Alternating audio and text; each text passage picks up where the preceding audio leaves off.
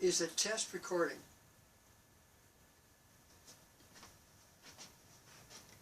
A test recording. This is a test recording of working out just how I could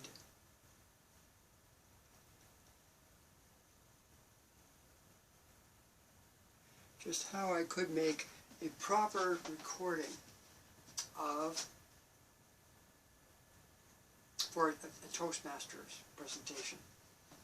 Like this particular case, I'm using a very old Samsung tablet, and the images might turn out to be not too smooth, and occasionally they might just totally stop. So that's what I'm waving my hand around for, just to see how well it works. Also to see how well you can hear me. This room is not too noisy. Now, this is much better than what I had on my actual computer, which is over there. The trouble with the computer, of course, is that I'm sort of framed in, and as such, I don't get to move around too much. So that's what this is about. So I can move around. Unfortunately, the lighting may not be ideal. So that's what all this is about, to find out just what works. So, here goes. I'm going to try a little presentation now. Mr. Toastmaster, fellow Toastmasters, and most welcome guests. That's how we start out a lot of speeches in Toastmasters. It's a formalized method, yes. You can also make an opening statement just before that if you want to add some real impact into what you're going to say.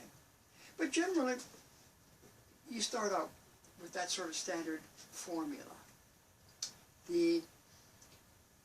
Gets everybody in the ballpark of where you're talking about. You indicated about what you're going to talk about. And perhaps after the salutation, you may even put a little summary in as to what you're going to talk about, like what I'm talking about right now.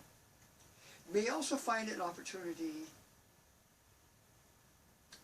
to address each of the people in the audience in a normal speech. It's a bit difficult to do when it's being recorded because you really don't know who your audience is going to be. You can intend what your audience is going to be and address or modify your speech for that purpose. So you end up with a lot of different ways a speech can be done.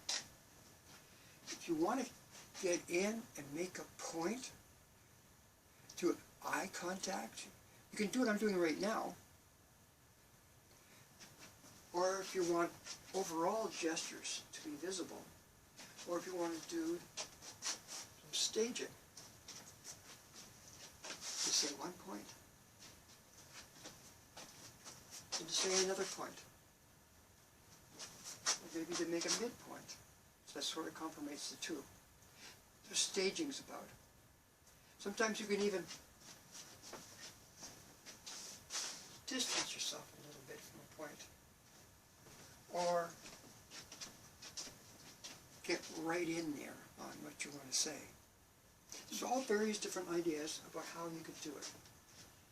And of course, as you see right now, my face got kind of dark in that. So perhaps we also need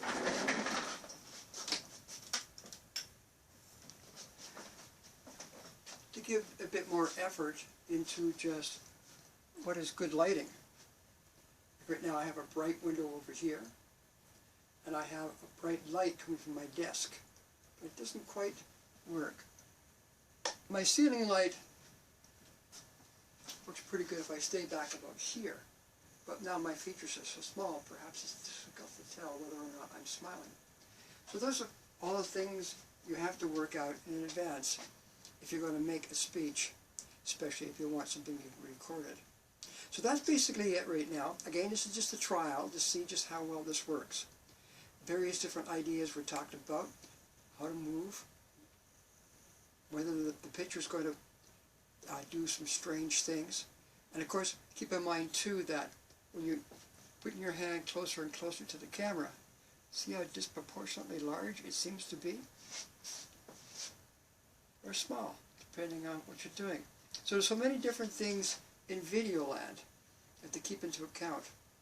that's quite different than being an actual presentation. And of course, maybe the bottom line is that when you're actually at a Toastmaster meetings in person, people's expectations are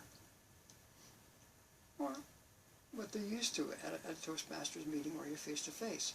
But when you're trying to make a video, now people's expectations are going to be in line with the professionally made stuff they may have seen on TV or in the videos or on the internet. So keep in mind these things while you're preparing the video. Well, that's it for now. I'll see how well I can terminate this now by pushing on that.